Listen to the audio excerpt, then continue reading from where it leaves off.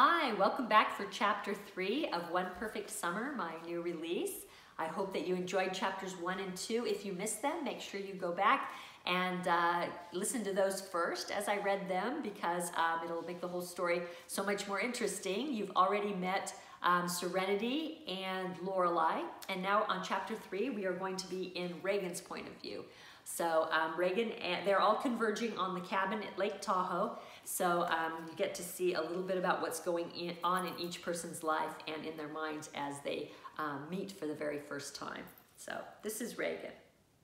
Reagan mentally kicked herself as she continued to fight through the storm and the traffic to reach the cabin. What had she been thinking? She'd known better than to announce she was the other woman in a romantic triangle. That was the quickest way to destroy her credibility as a decent person, the quickest way to be shunned.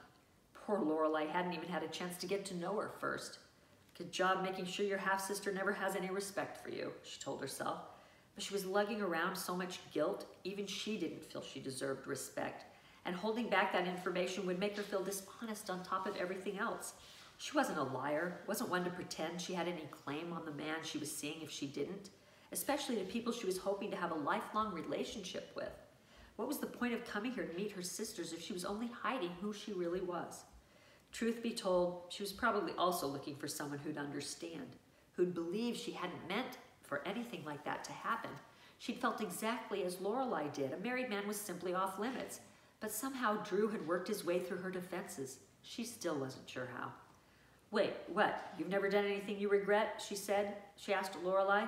She couldn't keep the accusing tone from her voice, although she knew she was the one in the wrong, that Lorelei had every right to think the worst.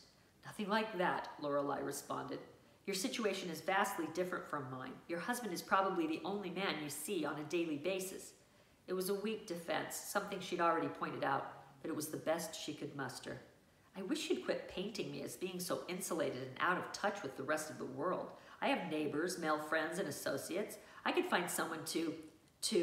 She checked her daughter to see if she was paying attention before finishing with a euphemistic, be with if I wanted to.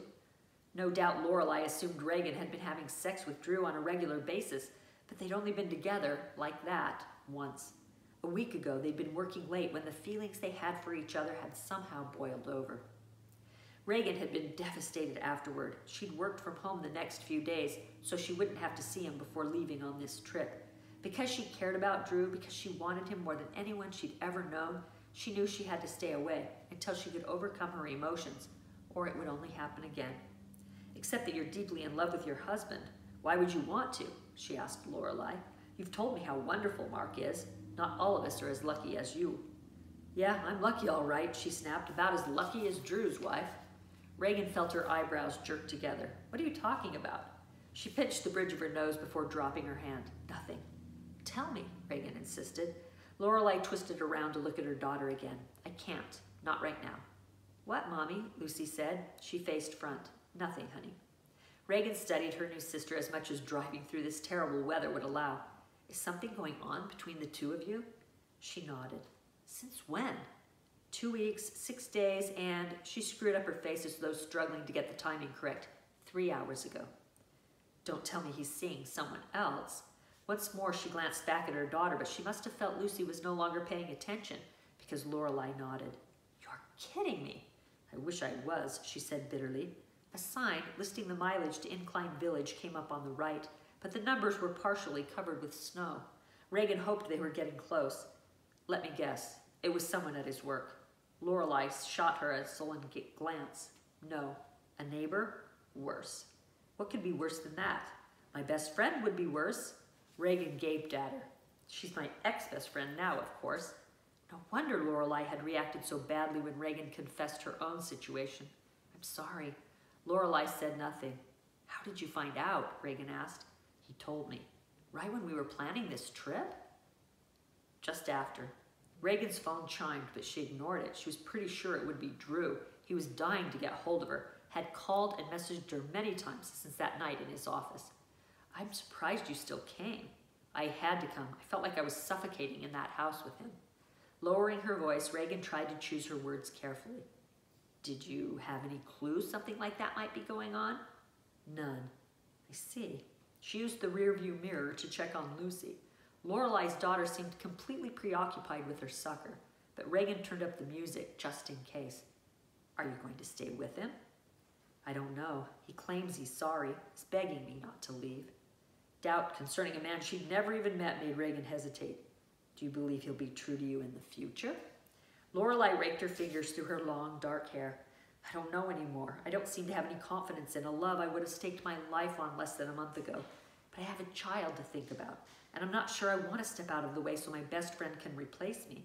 I'm not even sure I'd be able to make a living on my own. As you've already pointed out, I've been out of the job market for 6 years, ever since we moved to the house we're living in now. Who'll hire me? Reagan cringed. Sounds like you need to get that so-called best friend out of your lives. Start there. Then maybe you'll have a chance of repairing your relationship and putting it all behind you. I wish we could get her out of our lives, she said. The wipers could barely keep up with the snow. The rhythmic swishing, the long day, and being strapped into the car seat Lorelei had carried all the way from Florida seemed to be putting Lucy to sleep, which came as a relief to Reagan. The sucker had fallen against her shirt and would probably stick there, but at least she wouldn't start crying again. Why can't you? Reagan asked. You don't owe her anything.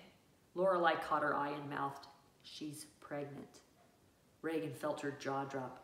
Oh my God. Lorelei said nothing. Is she going to have the child? Reagan whispered. Says she is, Lorelei replied. And she's going to keep it? Of course, because then she'll have exactly what she wanted, a claim on my husband. He'll be financially responsible for the care of the child, you mean? Yes, we'll be writing a check to Francine every month. That would be hell, Reagan decided. The three of them would be entangled in a tight little dance, one that was as awkward as it was painful. Then she thought of something else. What about visitation? I'd have to allow that too. It isn't the child's fault. He or she deserves to have a father. This was getting worse and worse. That's true, but Reagan let go of a long sigh. Wow, if you forgive him, you'll have to deal with this best friend of yours, a person who betrayed you, indefinitely. And you'll also have to associate with the kid. Lorelei lowered her voice even further. Yes, but if I don't forgive him, Francine will be the one who'll have Mark living in her home, helping raise her child. And my child? She'll be packing her bags each weekend to go stay with him and someone I no longer want her to have any contact with. Me, Mommy? Are you talking about me? Lucy suddenly piped up. Reagan bit back a curse. No, honey, Lorelei said. I was just talking to Aunt Reagan about a friend. Francine? Lorelei paused briefly before confirming. Yes. Are you mad at her? I am, she admitted. Why? Because she's made Mommy very sad. How? She took something that belonged to me. Without asking, Lucy was struggling to understand, but Reagan could tell Lorelei was counting on her inability to do so. Yes, without asking. Lorelei's phone began to ring and she snapped it up. It's Serenity, she said. We have signal at last. Reagan listened as Lorelei answered. I think we're getting close. No, we can finally use our GPS. Where are you? Us too. It's a mess out. We will. Glad you're safe. See you soon. What'd she say? Reagan asked when Lorelei ended the call. Apparently the weather's even worse coming from the opposite direction, but she just arrived. Wanted to check on us. I have to go to the bathroom, Lucy announced. Oh no, Lorelei muttered. That explained why Lucy hadn't finished drifting off to sleep. What should I do? Reagan asked. There's nowhere to stop. Lorelei checked behind her. Can you hold it, honey, for a little while? No, Lucy insisted, growing instantly distraught. I have to go. Lorelei cast Reagan a pained look. Is there any way you could pull over? We'll have to let her go on the side of the road. We can't do that, Reagan said. It's too dangerous. We could get hit or stuck in the snow. Lorelei spent the next 15 minutes trying to cajole her daughter, which proved so difficult Reagan was relieved she didn't plan on having any children of her own. That effectively ended their conversation about Mark and Francine, but as they drew closer to the cabin, the story about Lorelei's husband and best friend played over and over in Reagan's mind, and she began to fear that her involvement with Drew might cost her far more than she'd even realized, including a meaningful relationship with her new sister. That's the end of chapter 3. I hope you will. I'm going to read chapter 4, and so look for that next segment if you would like to hear more of the story.